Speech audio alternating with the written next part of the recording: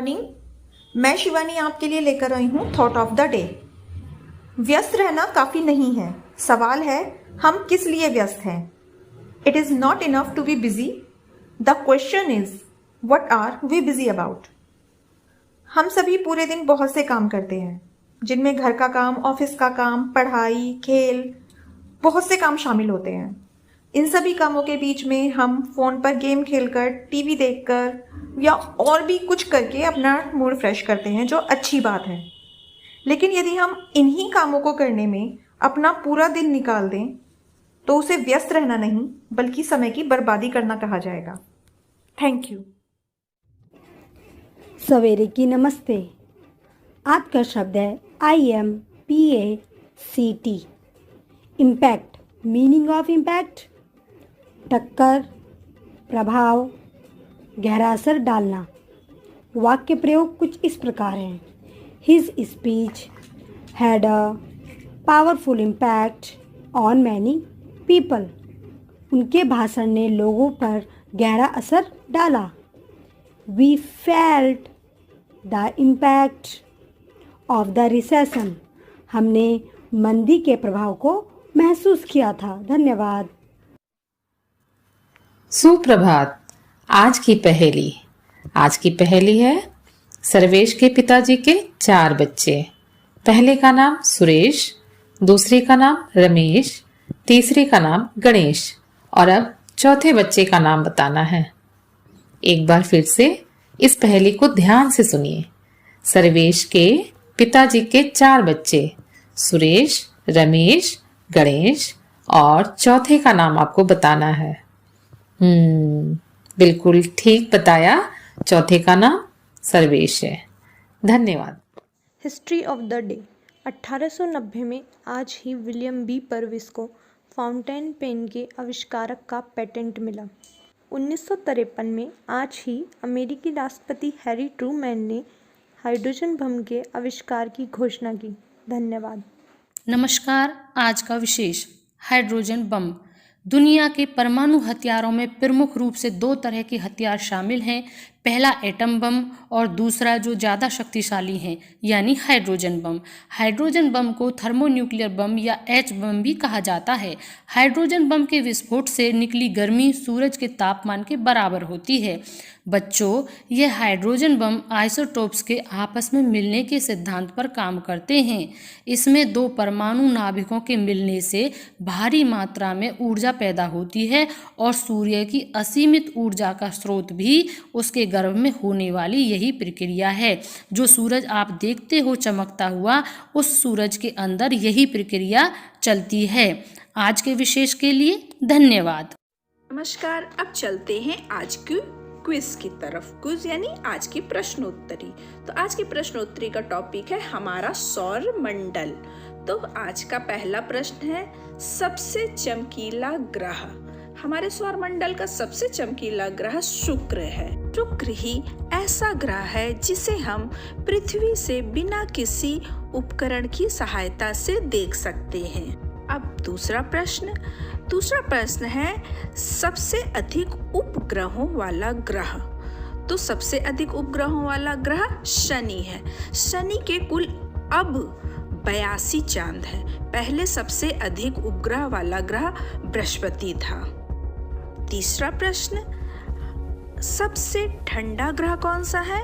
तो सबसे ठंडा ग्रह अरुण या यूरेनस है। इस ग्रह पर गैस की मात्रा बहुत ज्यादा होती है। चौथा प्रश्न हमारे सौर मंडल का सबसे गर्म ग्रह कौन सा है? तो हमारे सौर मंडल का सबसे गर्म ग्रह शुक्र है। हालांकि सूर्य के सबसे पास बुध होता है, लेकिन बुध के सारे वायुमंडल नष्ट हो चुके हैं और इस कारण शुक्र को सबसे गर्म ग्रह कहते हैं। पांचवा प्रश्न है हमारे सौर मंडल का सबसे भारी ग्रह कौन सा है? तो बृहस्पति या जुपिटर सबसे भारी ग्रह है। सूर्य से 5वें नंबर का ग्रह है और आकार में सौर मंडल का सबसे बड़ा ग्रह है। यह पृथ्वी से 318 गुना भारी है। धन्यवाद।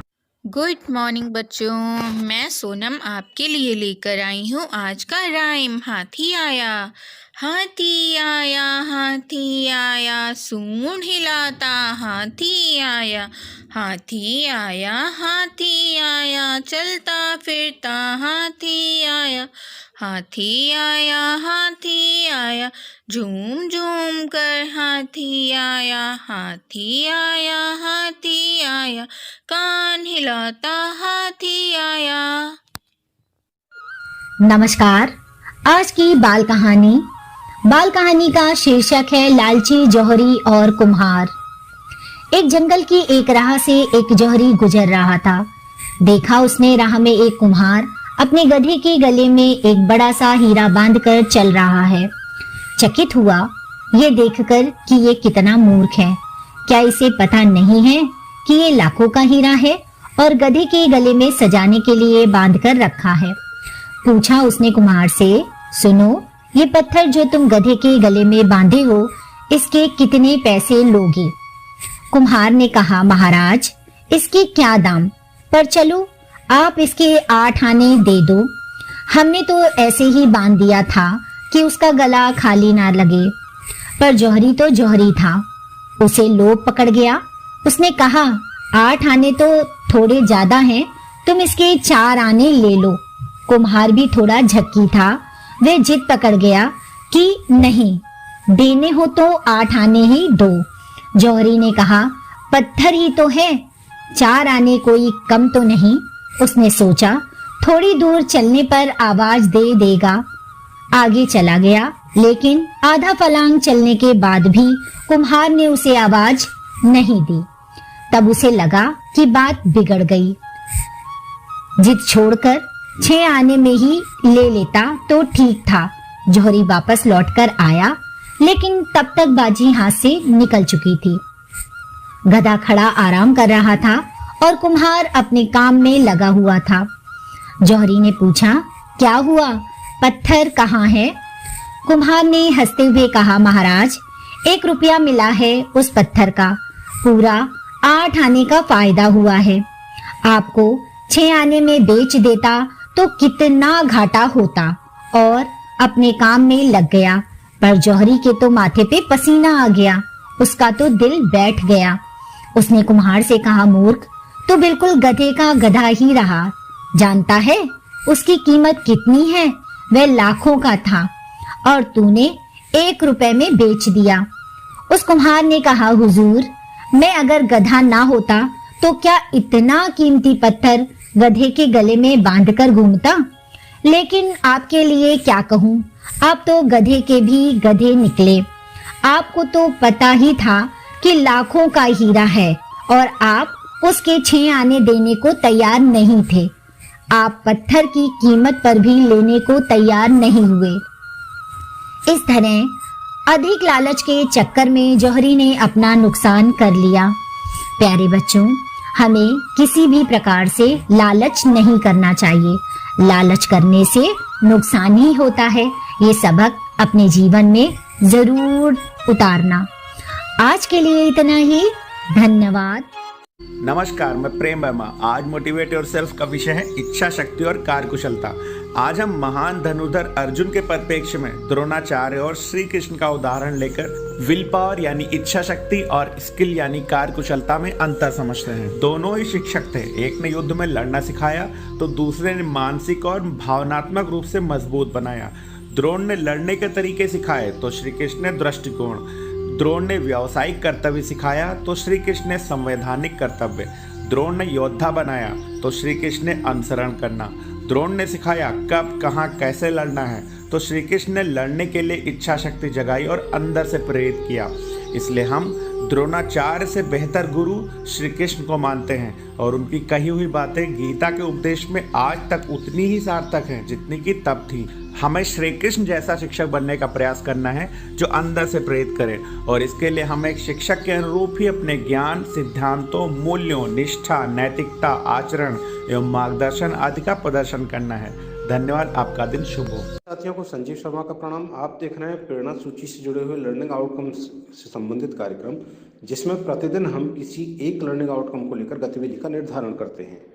आज कक्षा 5 के हिंदी विषय के एलो कोड H506 के विषय में बात करेंगे, जो मौखिक अभिव्यक्ति और सृजनात्मकता से जुड़ा हुआ है। इस एलो कोड में यह कहा गया है कि छात्र अपने समझ से कविता और भाषण को बोल पाते हैं, दे पाते हैं। आइए देखते हैं इसके लिए हम किस प्रकार की गतिविधि करा सकते हैं। यहाँ दी गई गतिविधि एक उदाहरण मात्र है। शिक्षक ऐसी ही अन्य गतिविधियाँ अपनी शिक्षण योजनाओं के लिए तैयार कर सकते हैं। इस लर्निंग आउटकम में जैसे कि हमें सृजनात्मकता की क्षमता को बढ़ावा देना है, तो इसके लिए हम सभी छात्रों के लिए अलग अलग प्रकार की परिस्थितियां निर्मित करें या प्रयास ये करें कुछ चित्र उनके समक्ष रखें, और यह इंडिविजुअल भी करा सकते हैं और समूह के अनुसार भी करा सकते हैं। परिस्थितियां हम इस प्रकार की कर सकते हैं, जैसे हम छात्रों को एक स्थिति देते हैं कि आपको कैसा लगा जब आप नुमाइश देखने गए, या दूसरी परिस्थिति ये हो सकती है कि जब आपके घर मामा जी आए तो आपको कैसा लगा, उनसे क्या क्या बातें की, या जब स्कूल में मेला लगा था तो आपको कैसा लगा, आपने मेले में क्या किया, आपको क्या अच्छा लगा, क्या खराब लगा। इन परिस्थितियों पर प्रत्येक छात्र को 5 से 10 लाइनें बोलने के लिए अवश्य कहें, उन्हें जैसा भी लगा हो। इसी तरह से जिन छात्रों को कविता की प्रस्तुति अच्छी लगती है, उनको अपनी बातों को लेकर कोई छोटी छोटी कविताएं प्रस्तुत करने के लिए प्रेरित किया जाए। जब छात्र अपनी प्रस्तुति दे रहे हों तो उनकी प्रस्तुतियों को गंभीरता से लेते हुए उनको प्रेरित किया जाए कि वो और बेहतर तरीके से कर सकते हैं। प्रस्तुतियों का क्रम इस प्रकार से रखें कि सभी छात्रों को किसी न किसी प्रकार से अवसर अवश्य मिल सके। आप देखेंगे कि छात्रों की समझ धीरे धीरे बढ़ पा रही है, और हाँ, ये तभी होगा जब आप छात्रों से पूरी तरह से जुड़े हुए होंगे, उनके साथ मानसिक जुड़ाव आपका हो सकेगा। तो इस प्रकार से इस गतिविधि को हम करा सकते हैं। किसी भी गतिविधि के लिए आपकी सक्रिय भागीदारी बहुत अधिक आवश्यक है। याद रहे, छात्र आपसे अधिक सक्रिय होने चाहिए। तो कराते रहें गतिविधि और हासिल करें प्रेरणा लक्ष्यों को। हम बनाएंगे प्रेरक प्रदेश, उत्तर प्रदेश। जय हिंद, जय शिक्षा।